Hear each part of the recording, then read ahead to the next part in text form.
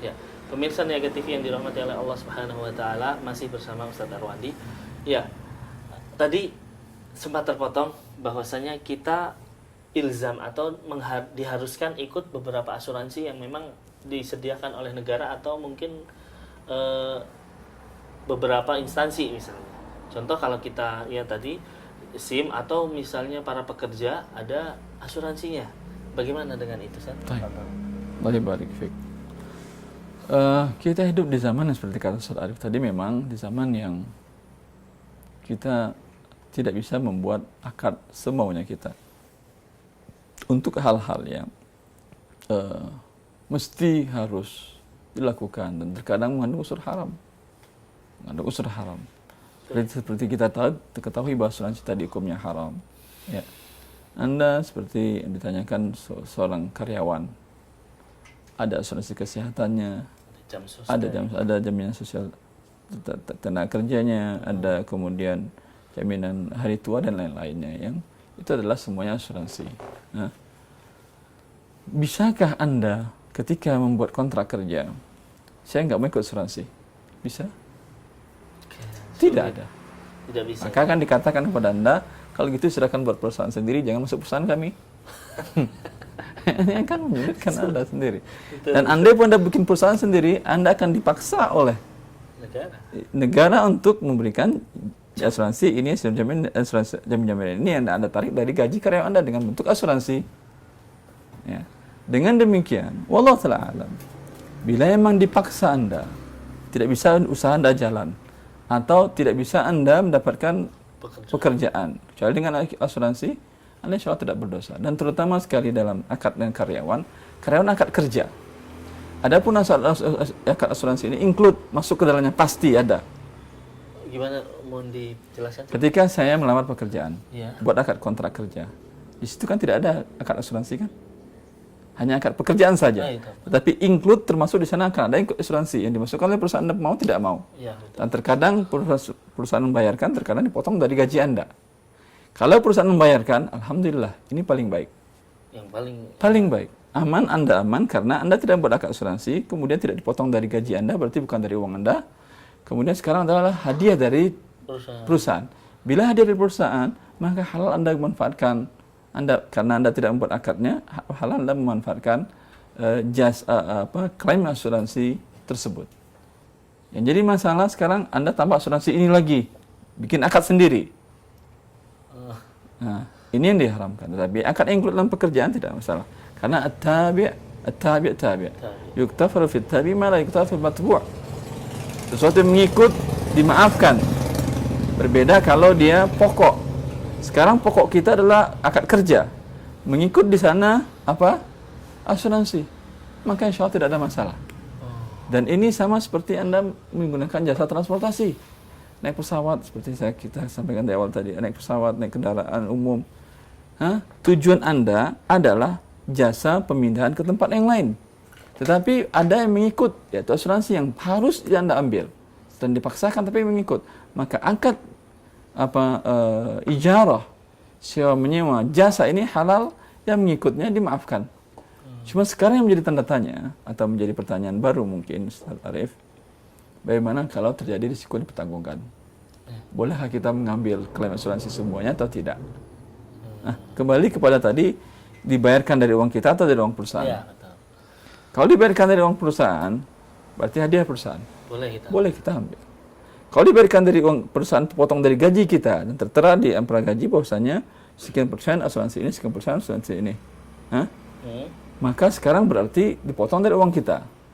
Dipotong dari uang kita, sebesar uang kita adalah uang kita. Paham? Sebesar uang kita adalah uang kita. Kan dipotong umpamanya dari gaji kita 5%. 5% umpamanya dari jumlah gaji. Anggap gaji kita umpamanya 10 juta. Berarti 5%-nya 50 ribu ya. Berapa? 50 ribu? 50 ribu. Ada 50 ribu per bulan. Sudah selama 100 bulan. 50 ribu kali 100, berarti 5 juta. 5 juta. Kita mengenai resiko dan dapat klaim sekitar sebesar 5 juta. Kan kita berbuat pakai uang kita. Halal. Gak ada masalah. Mislin berarti. Uang kita. Dan kan bukan dan kemudian kalau umpamanya melebihi uang kita, ini sekarang baru. Umpamanya kita dapat klaim asuransinya sekitar 10 juta. Pertambahannya berapa? 5 juta. 5 juta. Yang 5 juta halal.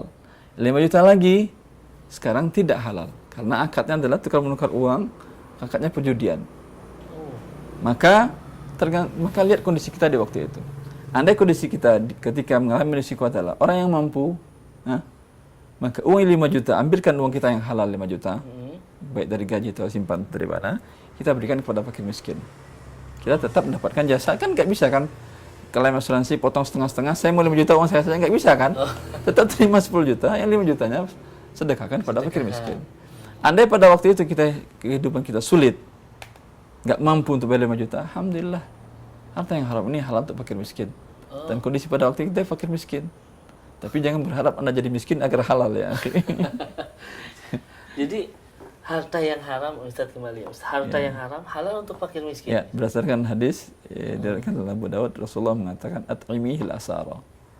Berikan makanan, salah seorang wanita menghadiahkan makanan kambing kepada Rasulullah SAW, dan Rasulullah tahu bahwa itu adalah didapatkan dengan cara yang haram oleh dia, di mana dia membeli dari tetangganya, dan tetangga dan perempuan tetangganya ini menjual kambing suami tanpa izin.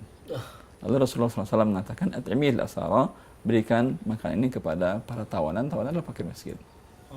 Artinya kalau misalnya harta riba, Ustaz, boleh kita Ya, boleh untuk fakir miskin. untuk fakir miskin. Selain dan termasuk dalam hal ini adalah fasilitas umum. Fasilitas umum termasuk bagian dari fakir miskin, termasuk dalam fasilitas umum. Fasilitas. Maslahatul umum. Dia boleh ke Baitul Mal, di mana negara tidak ada Baitul Mal, maka langsung lebih baik.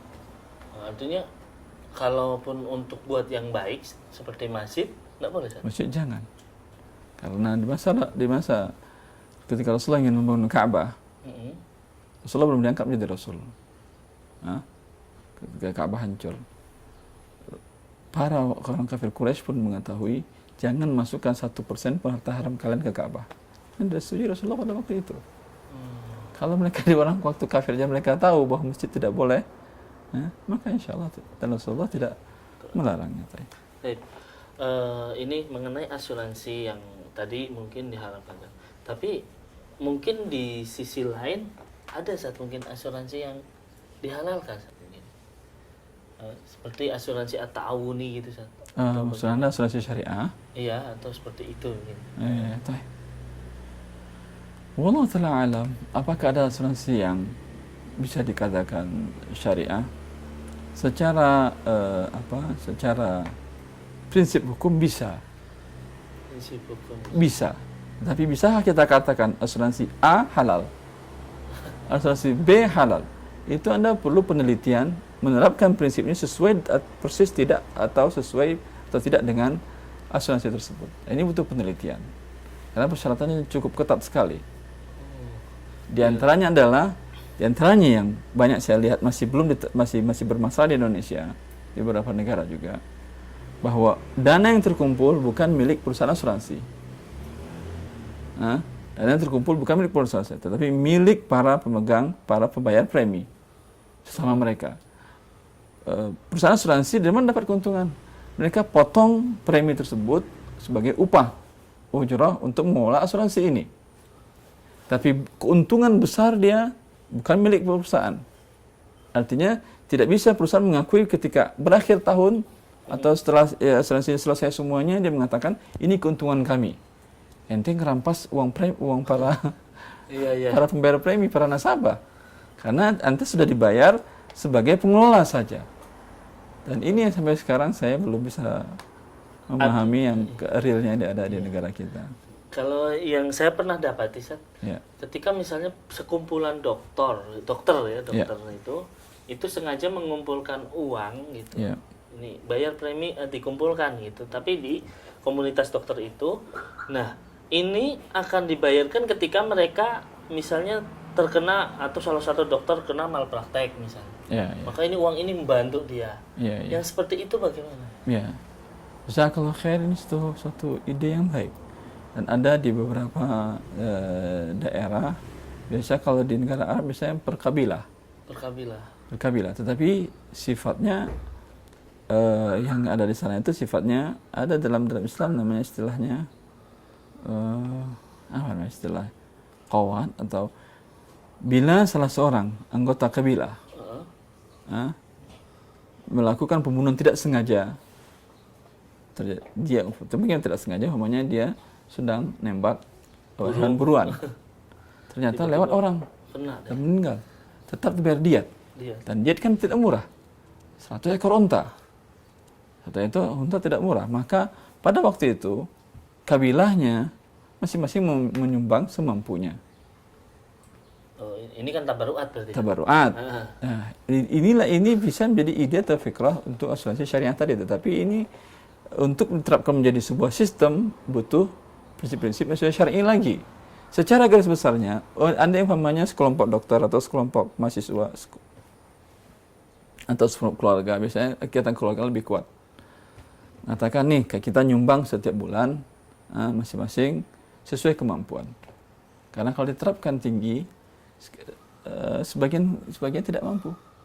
Tapi di sisi kemampuan nggak ada masalah. Tapi diterapkan dengan harga yang sama tidak ada masalah. Tapi yang menyebabkan apa? Yang pendapatan kecil tidak akan mengikut. Padahal dia yang paling penting untuk dibantu. Betul juga. Padahal dia yang paling penting untuk dibantu. Tapi bila dibuat, insya Allah tidak masalah secara syar'i. Umpamanya dengan sumbangan 100.000 per bulan, kita mengumpulkan dana ini. Tujuannya untuk apa? Bila ada di antara kita punya yang sakit, atau mendadak hancur usahanya dan hidup susah, ini bisa kita bantu per bulannya dari sini. Ini satu hal yang baik. Ya, Allah barik. Ini bisa juga menjadi cikal bakal dia asuransi syariah. Tapi intinya kalau sekarang ini belum ada asuransi syariah. Wallahu ta'ala alam. Seperti dari penelitian saya seperti itu. Oke. Tapi mungkin ini ada ilmu baru atau beberapa ilmu baru tentang asuransi. Sebelum kita akhiri mungkin ada sepatah kata atau dua kata tentang asuransi. Iya.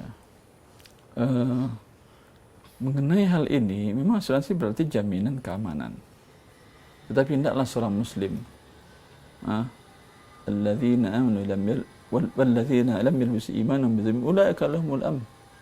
Alladzina lam yalbisu imanahum bidzulmin ulaika lahumul amn, kata Allah Subhanahu wa taala. Orang-orang yang tidak mencampurkan keimanannya dengan kezaliman, dengan kesyirikan, mereka mendapatkan keamanan. Ini asuransi yang paling penting diusahakan oleh setiap muslim, yaitu menghindari kesyirikan dan mendekatkan diri kepada Allah Subhanahu wa taala sehingga dia merasa aman. Dan Allah mudahkan urusannya dan Allah bantu di saat urusannya sehingga tidak perlu membutuhkan kepada makhluk. Semoga dengan demikian, selain kita berusaha untuk mengamankan dunia kita, amankan akhirat kita, semoga kita aman di dunia dan akhirat. Wabillahi taufiq. Terima kasih kepada Ustaz Arwandi. Ini sekaligus bekal kita untuk mengarungi perekonomian kita di dunia ini. Kita jumpa lagi pekan depan di acara bersama Ustaz Arwandi, insyaallah taala. Kita akhiri. Assalamualaikum warahmatullahi wabarakatuh. Assalamualaikum warahmatullahi wabarakatuh.